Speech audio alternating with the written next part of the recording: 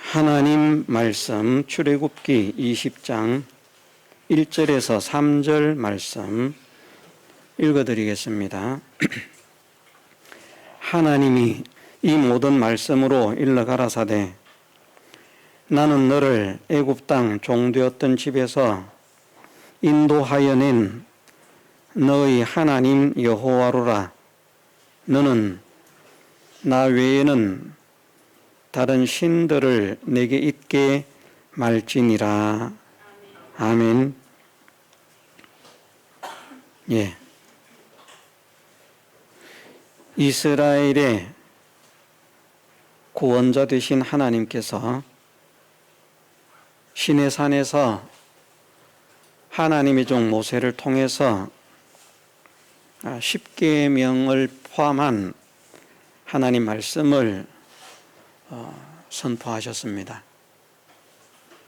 그 가운데 이제 십계명의 내용을 말씀하시고 있는 것이 출애굽기 20장의 말씀입니다. 하나님이 이 모든 말씀으로 일러 가라사대 나는 너를 애굽 땅 종되었던 집에서 인도하여 낸 너의 하나님 여호와로라 말씀하시고, 첫 번째 계명을 너는 나 외에는 다른 신들을 네게 있게 말지니라 선포하셨습니다. 예, 실제로 다른 신들은 있지도 않고 있을 수도 없습니다. 만일 다른 신들이 있는데 다른 신을 섬기지 못하게 하고, 진짜 신을 말하는 것입니다. 가짜 신 말고 실제로는 존재하지도 않는데 사람들이 상상 속에서 만들어낸 그런 가짜 신 말고 진짜 신이 여호와 외에도 있다면, 만일 나 외에 다른 신을 섬기지 말라 이렇게 말씀하셨으면 그것은 독선이 되고 잘못된 것이 됩니다. 이기적인 것이 되고. 그러나 세상 사람들은 어떻게 알든지 간에 여호와 외에는 신이 없기 때문에, 여호와 외에는 신이 없기 때문에 나 외에 다른 신을 두지 말라 하는 말씀은 이것은 독선도 아니고 이기적인 것도 아닌 진리의 말씀이고 생명의 말씀입니다. 예. 그런데 이스라엘 백성들이 생각할 때에는 좀 억울할 수도 있습니다.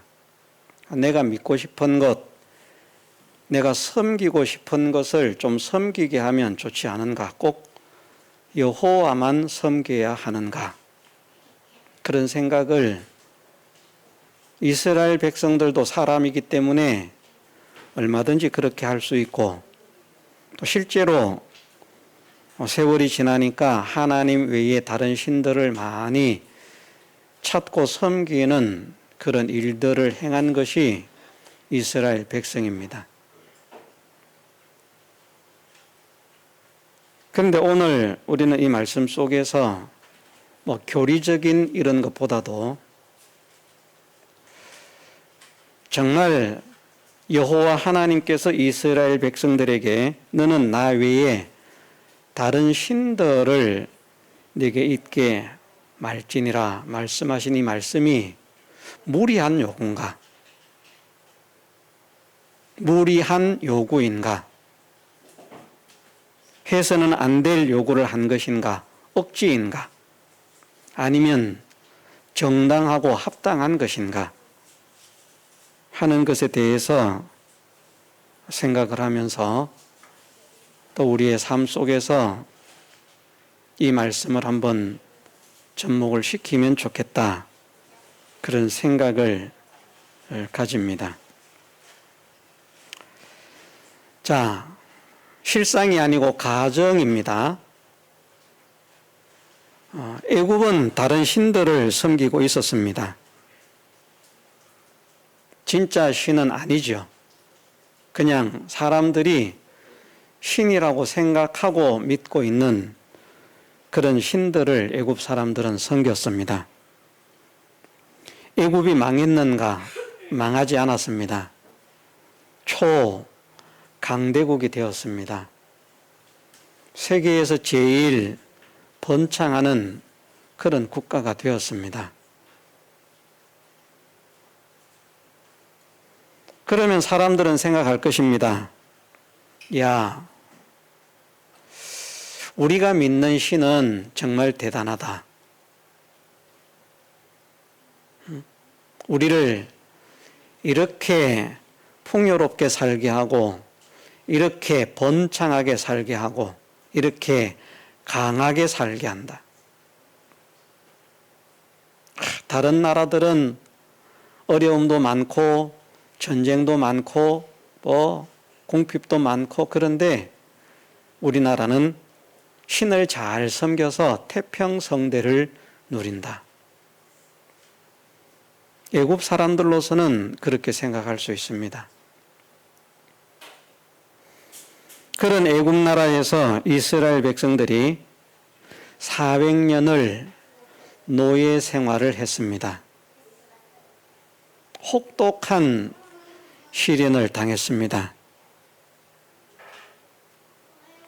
그냥 애굽 사람들은 감동만 하고요. 이스라엘 사람들에게 모든 일들을 다 시켰습니다. 건축하는 일, 무엇을 만드는 일, 농사 짓는 일.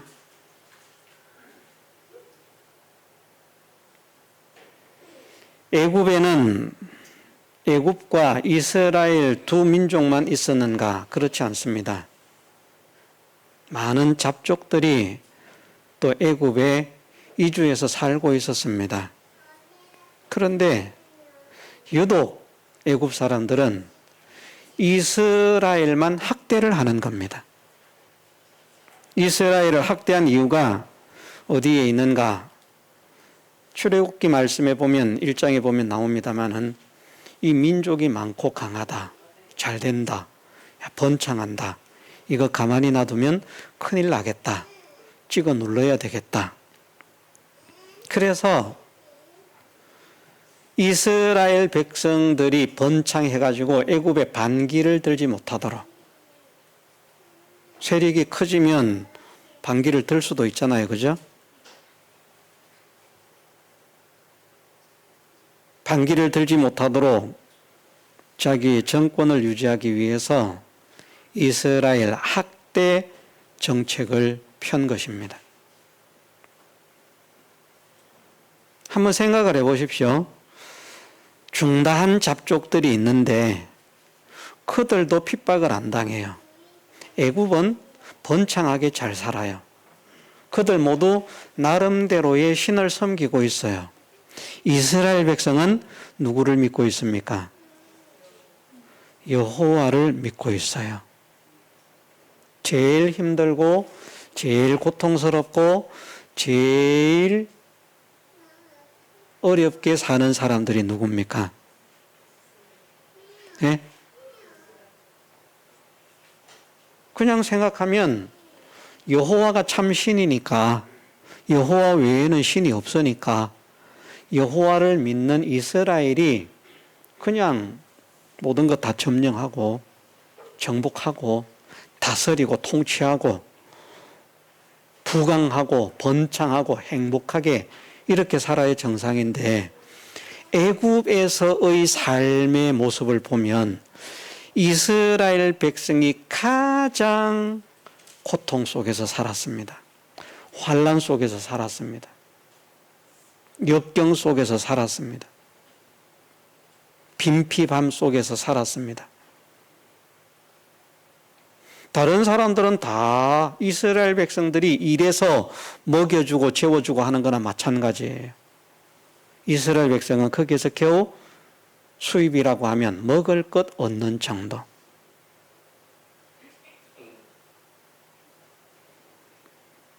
극심한 학대 정책을 펴는데 이스라엘 백성들은 그래도 번창을 합니다. 그러니까 다시 또 한 가지 정책, 학대 정책은 계속하면서 학살 정책을 추가를 하죠. 그래서 처음에는 산파, 아이 낳는 사람들을 도와주는 조산원 같은 그런 사람을 통해서 만일 이스라엘 여인들이 아이를 낳을 때 여자아이를 낳으면 살려주고 남자아이를 낳으면 죽여버려라. 그런데 산파가 하나님을 두려워해서 죽이지 않았어요.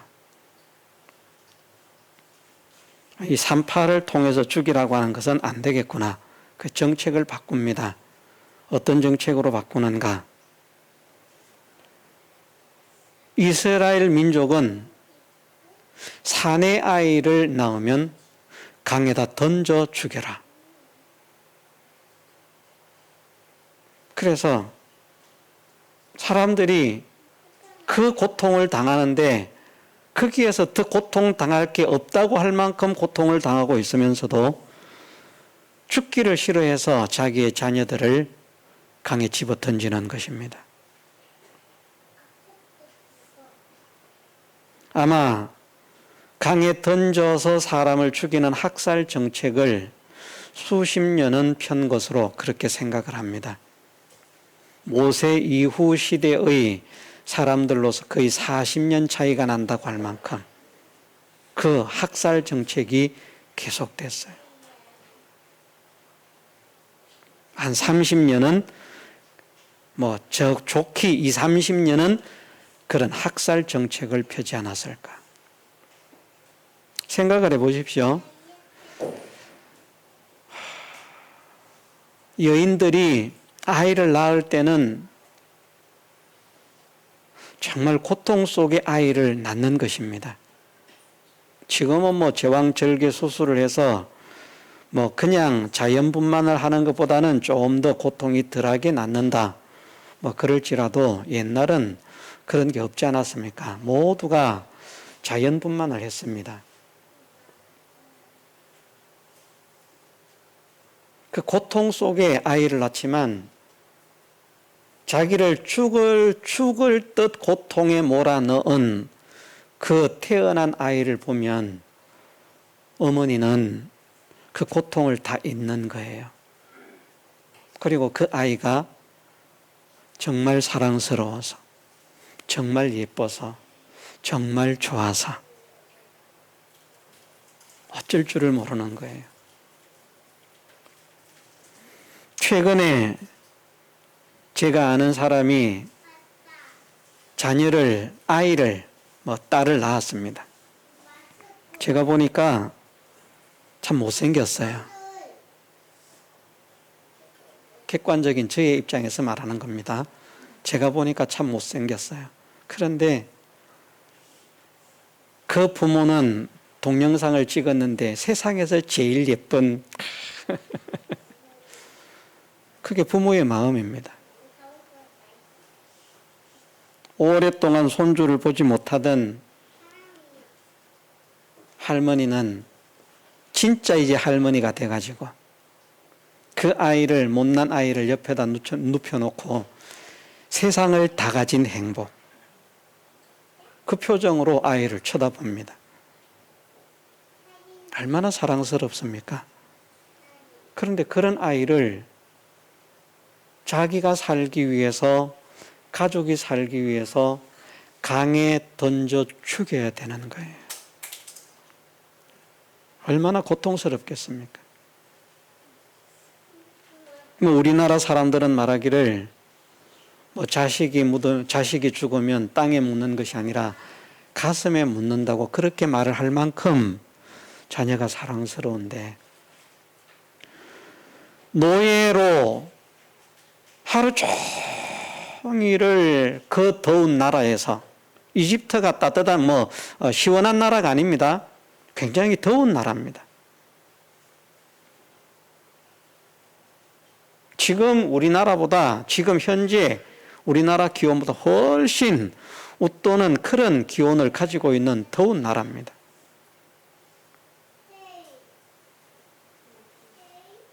그런 환경 속에서 하루 온종일 애굽인들을 위해서 노예 생활을 합니다.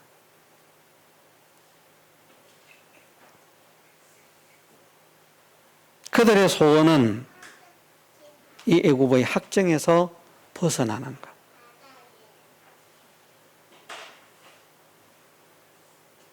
진짜 소원이에요. 우리는 남북이 분단되어 있는데 우리의 소원은 통일. 지금은 이 노래 거의 안 부르더라고요. 우리 어릴 때는 이거 엄청나게 많이 불렀거든요. 거의 뭐 하루에 한 번씩 듣는다고 할 만큼 우리의 소원은 통일, 꿈에도 소원은 통일 하면서 나 안 듣는 날이 없다고 할 만큼 불렀어요. 통일되나 안 되나 별 그거 없는데. 그런데 애굽인의 해방의 소원은 체감으로 고통을 느끼기 때문에요.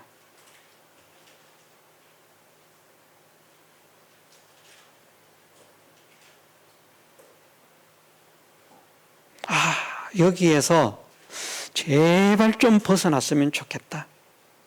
제발 이 생활을 좀 청산했으면 좋겠다. 그것이 진짜 간절한 소원입니다. 그냥 입에 발린 그런 것으로 부르는 소원이 아니고요. 진짜 누가 여기에서 나를 건져주는 사람이 있으면 뭐 10,000,000번이라도 절을 하겠다 할 만큼 애굽의 학정에서 벗어나는 것이 그들의 소원이었습니다. 그런데 방법이 없어요. 방법이 있었다면 자녀를 죽이면서까지 그렇게 했겠습니까? 방법이 없으니까 자녀를 죽이라니까 아들을 죽이는 거예요. 한번 상상을 해보십시다. 우리가 얼마나 비참한 것인지, 얼마나 불행한 것인지. 네? 이거는 우스갯소리로 하는 말입니다만은, 예를 들어서 적군이 들어와서 뭐 이렇게 저렇게 예를 들어서 사람들을 쭉 세워놓고 말 잘 듣는 사람은 살려주고 말 안 듣는 사람들은 죽인다. 이를 땅에 구멍을 파라. 그러면 또 살고 싶어가지고 이제 먼저 나서가지고 제가 파겠습니다. 제가 파겠습니다. 구덩이 파는 사람들이 있거든요. 옛날 6.25 때 그렇게 했답니다. 인민군들이 우리나라 사람들을 학살을 할 때 그냥 총으로 쏴 죽이는 게 총알이 아깝다는 거예요. 그래서 양민들을, 주민들을 모아놓고 몇 사람으로 하여금 땅을 파괴하고 깊게 땅을 파괴하고 그 땅 판 사람을 거기에 먼저 들어가게 하고 뒷줄 사람으로 하여금 덮게 하는 거예요. 그리고 또 들어가게 하는 거예요. 또 덮게 하는 거예요. 그리고 마지막 사람들 몇 사람을 총으로 쏴 죽이고 던져서 구덩이를 덮는다. 사람의 마음이 얼마나 살고 싶은지 앞에서 그렇게 죽어가는 모습을 보면서도 혹시나 살까 싶어가지고 그 짓을 다 시키는 대로 하는 거예요. 저는 어떤 사람이 될지 모르겠습니다만은 이래도 죽고 저래도 죽는 거 총알이라도 한 서너 알 낭비하도록 덤벼보겠습니다. 어차피 죽는 거.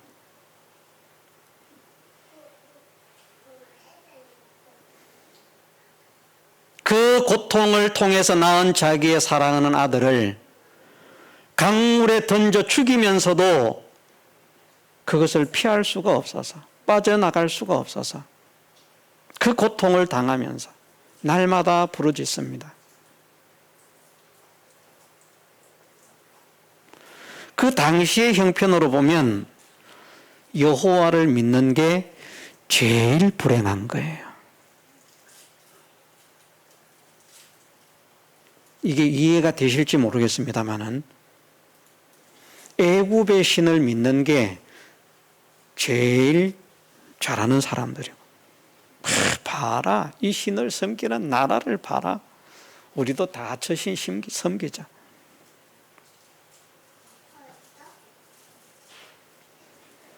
그런데 유일한 참신이신 여호와를 믿는 백성들은 그 모든 사람들 가운데 가장 비참한 그런 삶을 살면서 자기들의 하나님 여호와께 결국은 간절히 부르짖었습니다. 그랬더니 하나님께서 모세라고 하는 사람을 인솔자로 세우셔서 이스라엘 백성을 구출해 내시는 겁니다. 나는 너를 애굽 땅 종되었던 집에서 인도하여 낸 너희 하나님 여호와로라. 이스라엘 백성들이 애굽에서 구출될 때요, 사람의 힘, 사람의 능력으로 구출했는가? 아닙니다. 모세를 쓰시기는 쓰셨는데 모세가 한 일은 없어요. 모세가 뭐 마술을 할 줄 아는 것도 아니고 싸움을 잘하는 것도 아니고 노인네가 돼가지고, 새파랗게 젊을 때는 내가 싸움도 잘해, 머리도 비상해. 그래서 자기 힘이나 지식이나 이런 것을 의지했을 텐데 나이 80이 넘어서 하나님께 부름을 받아서 애굽으로 이스라엘 백성을 구출하라고 보냄을 받았거든요. 머리도 잘 안 돌아가요. 말도 잘 안 돼요.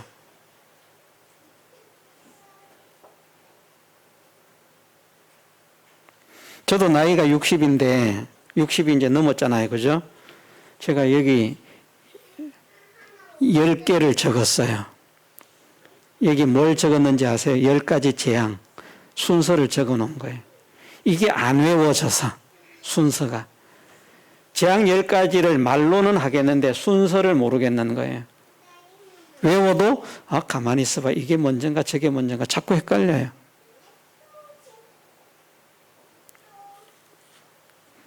이것도 못 외우는 머리로 설교를 한다고 이러고 있습니다. 하나님 은혜가 아니면 안 되는 줄 압니다. 이거 뭐 몇 자 되지도 않는데 말입니다. 80이 됐으니 오죽하겠습니까, 모세가. 힘도 없어요.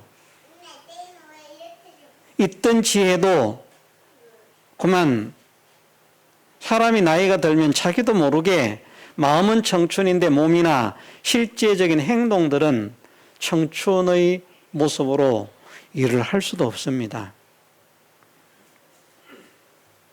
그 시대 사람들로서 모세는 죽음을 앞둔 사람과 마찬가지였던 사람입니다.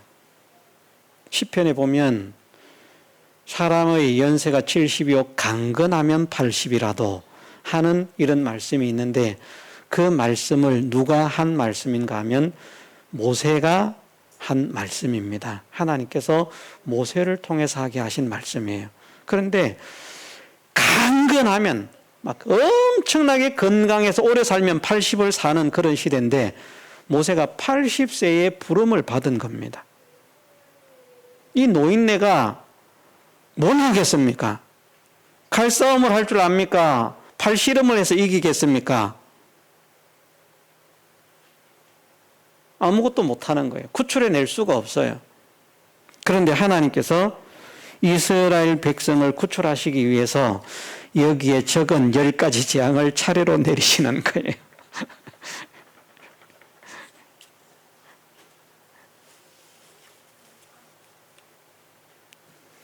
이 10가지 재앙을 내리는데 모세나 아론은 모세보다 3살이 또 더 많습니다. 모세의 형인데 이 모세나 아론이 무슨 무술을 열심히 연마해서 그냥 막 1대 10만 그 정도의 능력을 가진 초절정 고수가 되었다든지 아니면 마술을 한다든지 그래서 뭘 할 수 있으면 뭘 하겠는데 그런 거 아무것도 할 줄 모르는 그런 노인네들입니다. 아무것도 할 줄 모르는 노인네들. 네. 그런데 하나님께서 이스라엘 백성을 그 강대국 애굽에서 구출을 해내시는 거예요. 이스라엘 민족 전체가 해결하려고 해도 할 수 없는 것을 늙은이 둘을 보내가지고 이스라엘 백성을 구출해냅니다. 결국 누가 구출해내는가? 여호와 하나님께서 구출해내시는 거예요. 강물이 피가 되게 하는 것도 모세가 한 일이 아닙니다. 하나님께서 하셨습니다. 개구리 재앙을 내리는 것도 하나님께서 하셨습니다. 이 재앙을 내리는 것도 하나님께서 하셨습니다. 그 10가지 재앙을 내리는데 모세와 아론이 한 것은 없어요. 그냥 손들어라 그러면 손들고 가리키라 그러면 가리키는 그게 끝이에요. 그 모든 역사들은 하나님께서 다 일으키신 거예요.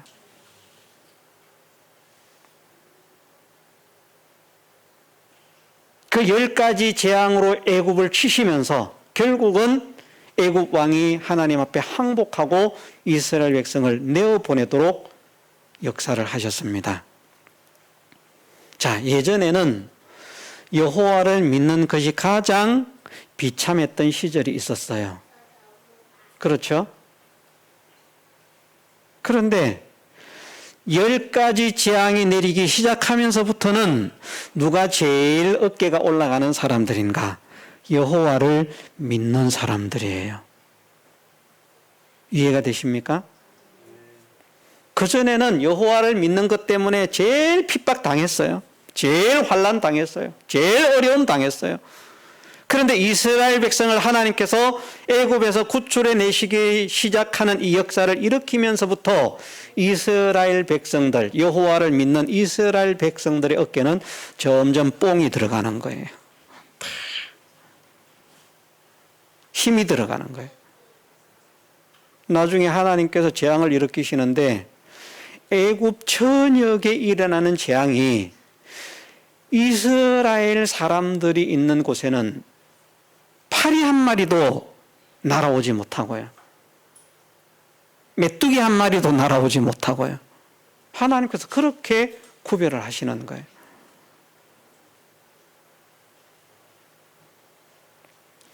이스라엘 백성들은 생각이 열렸다고 하면 이런 생각을 했을 겁니다. 열리지 않은 사람은 모르지만, 야, 여호와가 제일 세네.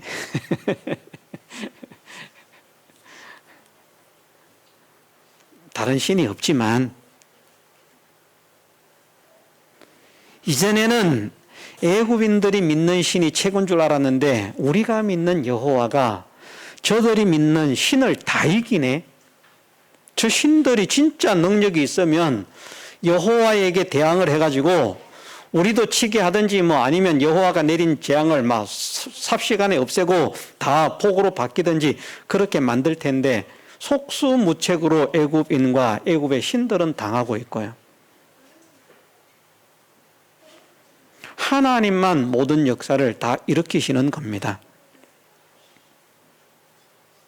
그런 사실을 통해서 이스라엘 백성의 마음에는 이 사실이 각인이 되었으리라 생각을 합니다. 그 당시로서는 말입니다.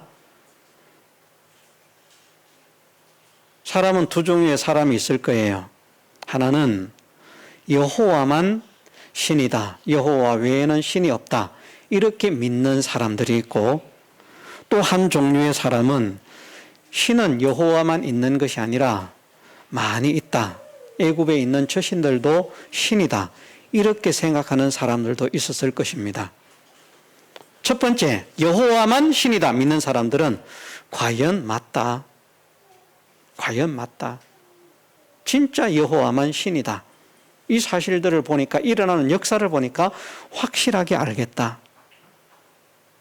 다른 신이 있다면 어떻게 여호와께서 일으키시는 이 역사에 자기를 믿는 그 백성들이 다 고난을 당해도 눈도 꼼짝 안 하고 손도 못 쓰고 이렇게 방치를 하겠는가? 여호와만 참신이다. 유일한 신을 믿는 마음을 가지고 있던 사람도 그렇게 생각을 했을 것이고, 이전에 여호와만 신은 무슨 여호와만 신이야, 다른 신도 많이 있어, 이렇게 생각했던 사람들이라도 그 현상이 일어남으로 인해서 구출을 당할 때에는 다른 신이 있는지 몰라도 그 어떤 신도 여호와를 이기지는 못하는구나, 여호와가 최고구나, 대빵이구나. 그러면 생각을 해보십시오. 신들이 많이 있다고 생각을 했어요. 그런데 어떤 한 신이 다른 신을 믿는 백성들을 그렇게 환난과 그 재앙 속에 고통을 당하도록 그렇게 하는데 다른 신이 건지지 못하고 있다. 그러면 사람들의 마음은 약한 신을 믿고 싶겠습니까? 센 신을 믿고 싶겠습니까? 센 신을 믿고 싶겠죠. 그러니까 생각을 해보세요. 그런 사람들이라 할지라도 너는 나 외에 다른 신들을 내게 있게 말지니라. 이 말씀이 수긍이 되겠습니까? 안 되겠습니까? 되죠. 다른 신이 있다고 생각해도 그런 거 믿을 필요가 없어. 왜냐하면 걔네들은 여호와의 능력에 한글을 못하는 그런 것들이야. 여호와께서는 모든 신들을 다 이기고 다 다스리는 분이야. 그러니까 구출을 받지 않았다면 모르지만 애굽에서 구출을 당한 이상은 이 말씀이 충분히 수긍이 됩니다. 당연히 여호와 외에는 신이 없다고 믿는 사람들은 더욱 당연한 것이고요. 그 사람들은 어려움 속에서도 여호와만 섬길 것이니까. 여호와 외에는 신이 없다고 믿는 사람들은 여호와 외에는 섬길 게 없잖아요. 힘들어도 여호와, 좋아도 여호와, 슬퍼도 여호와, 기뻐도 여호와. 그분들이야 당연한 것이고, 많은 신들이 있다고 생각했던 사람들조차도 너는 나 외에 다른 신들을 내게 있게 말지니라. 이 말씀이 그냥 맞습니다. 지금은 내가 여호와만 섬기겠습니다. 이럴 수밖에 없는 현실이, 형편이 바로 이 말씀을 하시고 있을 때의 이스라엘의 입장입니다. 그래서 말씀하시는 겁니다. 나는 너를 애굽 땅 종되었던 집에서 인도하여 낸 너의 하나님 여호와로라. 너희가 애굽에서 구출을 당했는데 애굽에 있을 때 너희가 어떤 삶을 살았느냐? 거기에서 어떻게 벗어났느냐? 너희가 벗어나기 위해서 전쟁 준비를 하고 싸움을 싸웠느냐? 정예 부대를 기르든지 아니면 뭡니까?